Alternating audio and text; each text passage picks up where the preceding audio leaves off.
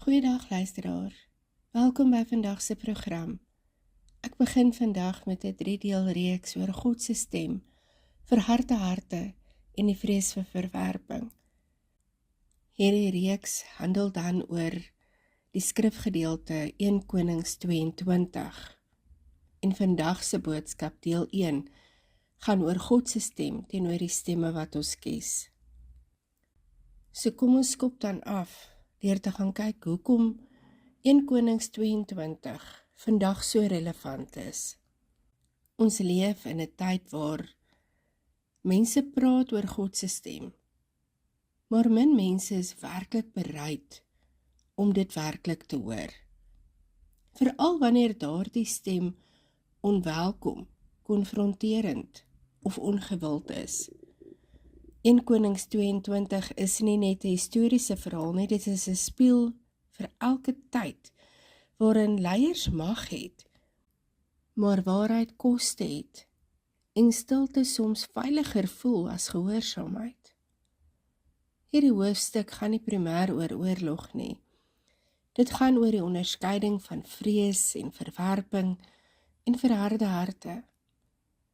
As ons kyk na die historiese en geestelike konteks van 1 Konings 22, dan sien ons daar was vir 3 jaar lank vrede tussen Israel en Aram. Gamat Gilead was strategies belangrik en Agab sien dan die geleentheid om mag en grondgebied uit te brei. Agab vra nie, is dit die regte ding om te doen nie? Hy vra, sal ek slaag? En daar's 'n baie kritiese verskil tussen hierdie twee vrae. Israel op daardie stadium was korrup, hulle was oppervlakkig, baie godsdienstig, maar glad nie gehoorsaam nie. Daar was baie profesie, rituele en taalgebruik oor God, maar baie min bekering en geregtigheid, nederigheid. In hierdie klimaat is belangrik om te verstaan waarom 400 profete anders klink as net een. Agab roep hierdie 400 profete bymekaar en hy vra vir hulle, sal ek optrek of nie? Sy optrede wys dat hy eintlik reeds besluit. Hy soek net bevestiging van die besluit wat hy reeds geneem het. Nie regtig leiding nie. Ware leiding vra openheid vir nee. Valse onderskeid is net 'n soeke na ja. Kom ons gaan kyk na hierdie 400 profete. Wie is hulle regtig? Die teks sê nie eksplisiet dat hulle was Baal-profete nie. Hulle praat in die naam van die Here.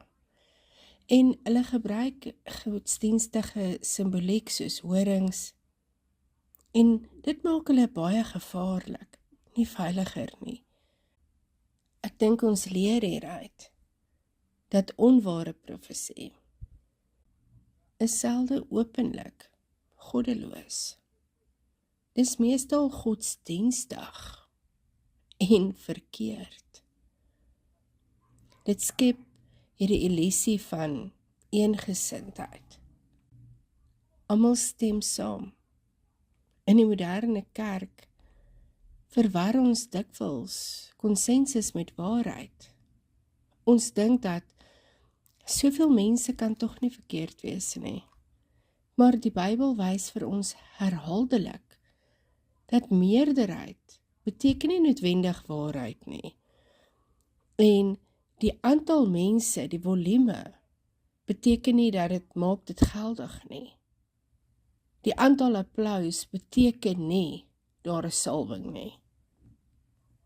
Ons kan gaan kyk na die goue kalf, waar die hele volk gekom het. Daar was 'n meerderheid, 'n magdom mense wat gekom het om die goue kalf te kom aanbid. Dit het dit nie reg gemaak nie.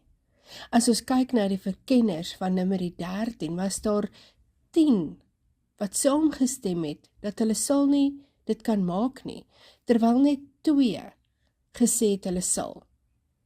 As ons kyk na Jesus se kruisiging, dan was daar 'n skare mense wat geskree het, kruisig hom. Waarheid het nog altyd in 'n minderheid begin. Nou dit is so dat daar is 'n sielkundige aantrekkingskrag in meerderheid.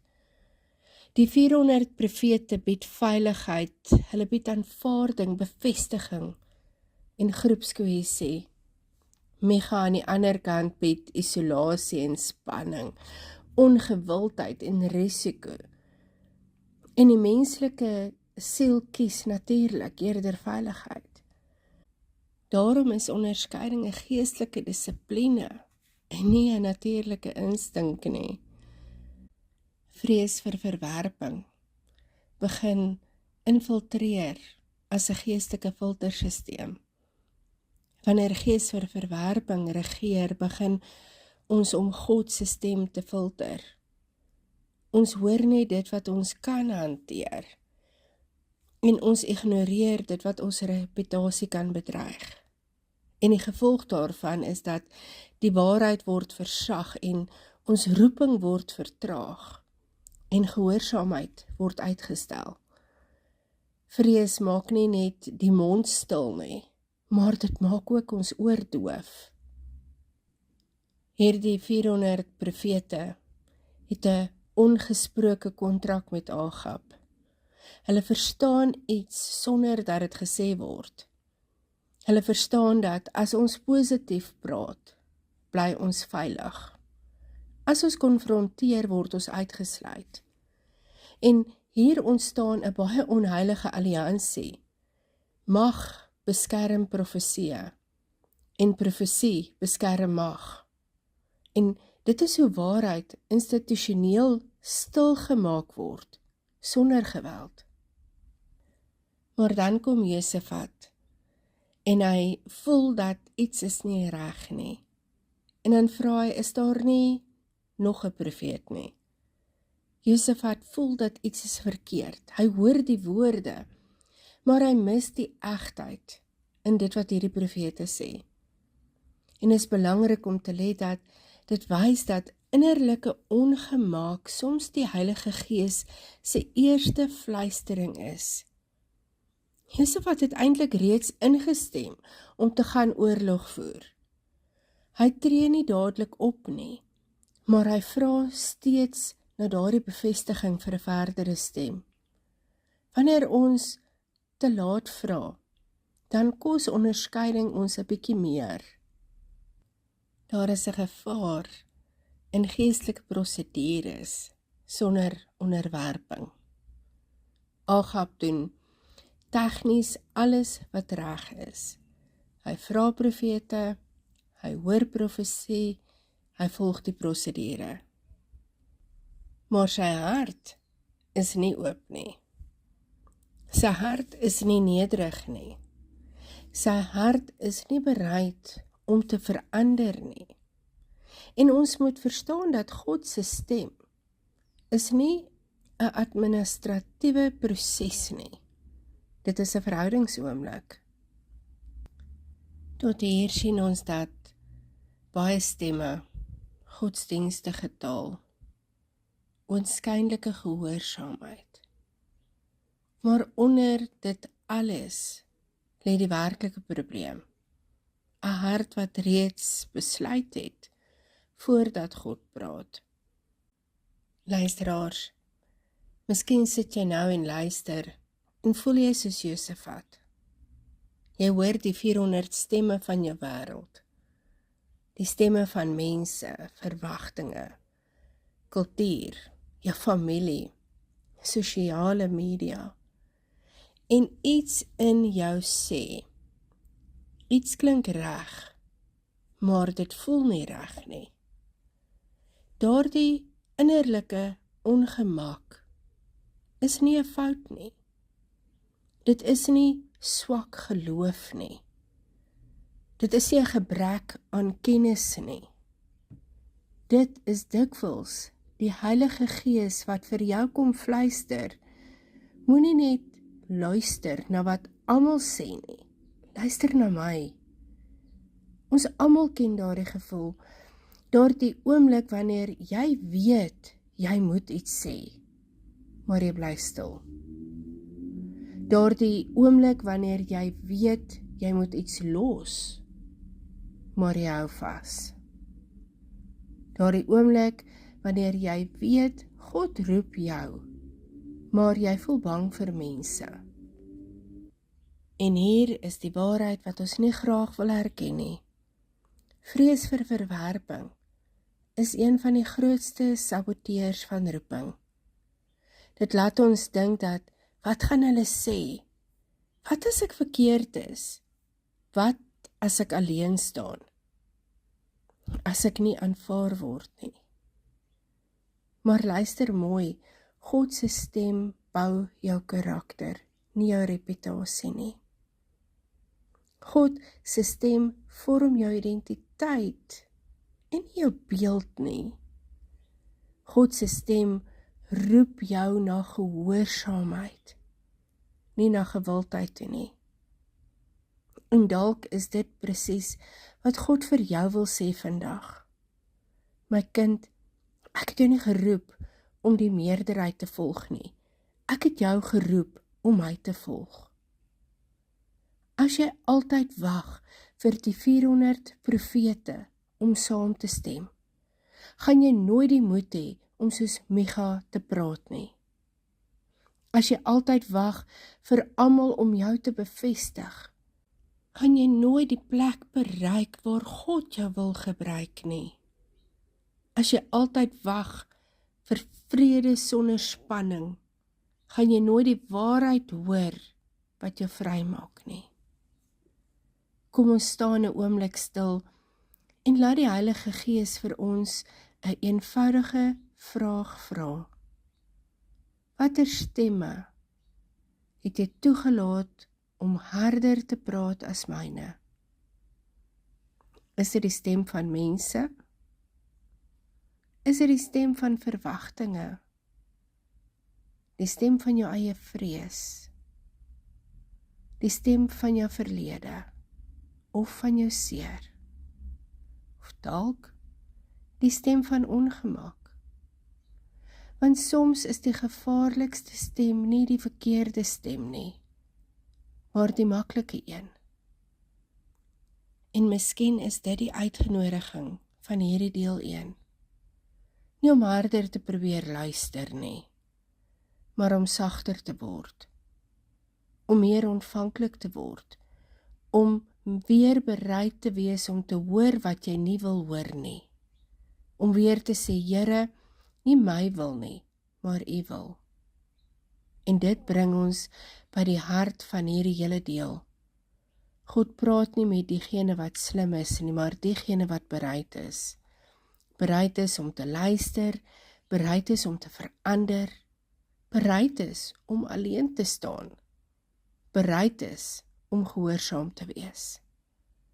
Mag hierdie oomblik vir jou 'n nuwe begin wees, 'n begin waar jy nie net vra, Here, praat met my nie, maar eerder, Here, maak my hart weer sag genoeg om te hoor. Kom ons bid saam. Hemelse Vader, ons kom vandag na U toe met nederige harte. U ken ons beter as wat ons onsself ken. U weet hoe maklik ons die stemme kies wat ons veilig laat voel. En hoe maklik ons die stemme vermy wat ons vorm. Here, ons bely dat ons soms soos Agab is. Ons vra U stem, maar hier diep binne ons het ons reeds besluit. Ons vra verleiding, maar ons soek eintlik net bevestiging. Ons vra vir waarheid, maar ons hoop dat U sal sê dit wat ons wil hoor. Vader, maak ons ore oop vir U.